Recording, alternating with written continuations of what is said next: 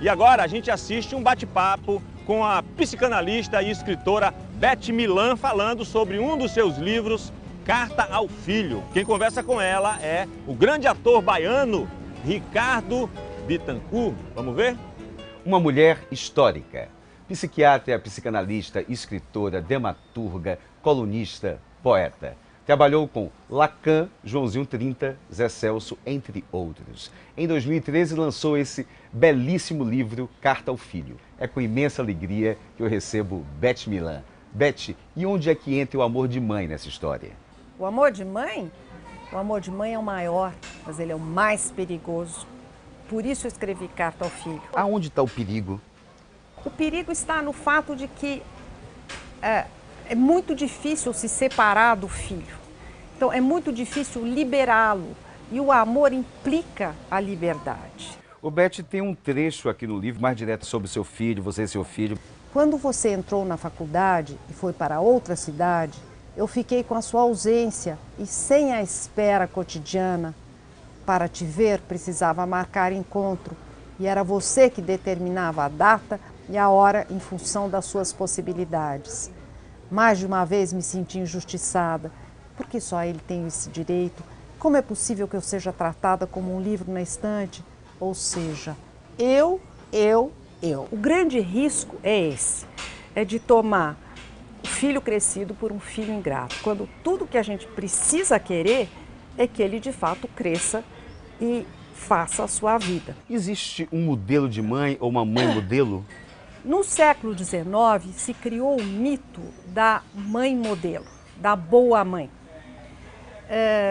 Já está em tempo de abrir mão, de superar esse mito, porque não há modelo possível. Ninguém ensina a ser mãe. E o grande problema, na verdade, é desaprender o que a própria mãe fez, porque a gente tende a imitar a própria mãe. Aí não dá certo, porque o filho é diferente da gente. Ô Beth, o que você acha dessa história das biografias autorizadas, não autorizadas? O biografado autorizando previamente a biografia, a sua biografia, não seria uma forma de censura prévia ou não? Como é que você enxerga essa questão? Eu sou contra isso, eu sou contrária a essa posição e sobretudo, ao fato de que o biografado receba direitos sobre o livro, porque entre a realidade e o texto há um descompasso muito grande. Os direitos autorais sobre o texto são de quem escreveu, porque quem escreve sempre reinventa a realidade. Reinvenção é uma coisa, invenção é outra, não é? Então, é preciso reinventar a realidade para que ela seja transmissível, né? E isso só quem sabe fazer é o escritor. Eu acho que o biografado pode processar quem diz o que diz uma inverdade. Não, uma inverdade é outra sim, coisa. É uma outra coisa. Fala um pouquinho pra gente da sua relação com Lacan. Foi um encontro, obviamente, extraordinário que aconteceu nos anos 70. Eu fui a primeira brasileira que cheguei lá. Cheguei lá, inclusive, levando um pente de índio que acabou ficando no Museu Lacan, enquanto esse museu existiu. Quando eu fui em Paris, eu vi lá o pentezinho de Arembepe, presente de Beth Milan. Me tornei tradutora dele, assistente dele no departamento de psicanálise.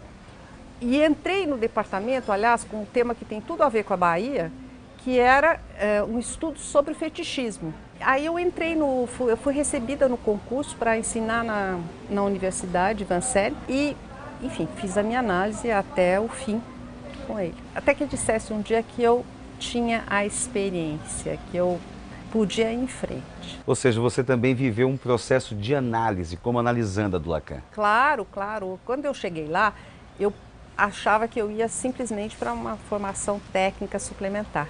Mas, obviamente, não foi disso que se tratou, foi de uma verdadeira análise. Eu fui para o divã. Beth, aqui no Carta ao Filho, você conta passagens suas com Joãozinho 30. A coisa começou assim, eu tinha voltado da Europa, fui lá encontrar o João.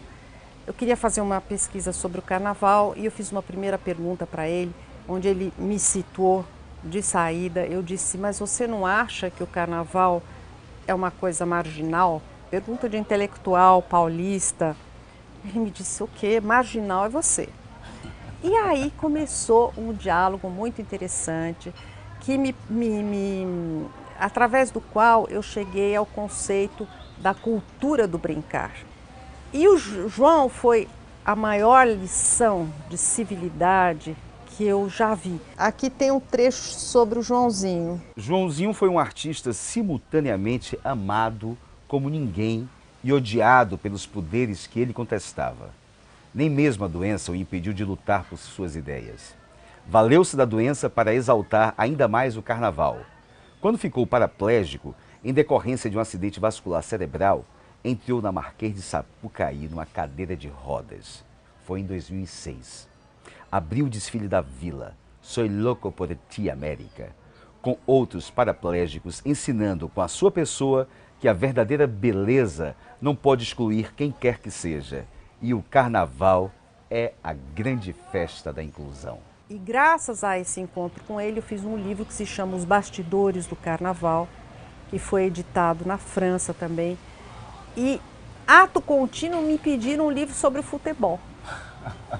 Eu não tinha condições, eu não conhecia profundamente o jogo, mas eu acabei escrevendo um livro chamado País da Bola, sobre o significado do futebol para nós brasileiros. E qual é o significado? Estabelecendo uma conexão entre o futebol e a cultura do brincar. O que mais me impressiona é a capacidade de improvisação do jogador brasileiro, que é um traço cultural nosso. Nós somos muito pragmáticos, muito capazes de encontrar soluções improvisando, e isso quem vive na Europa estranha e, portanto, percebe, né?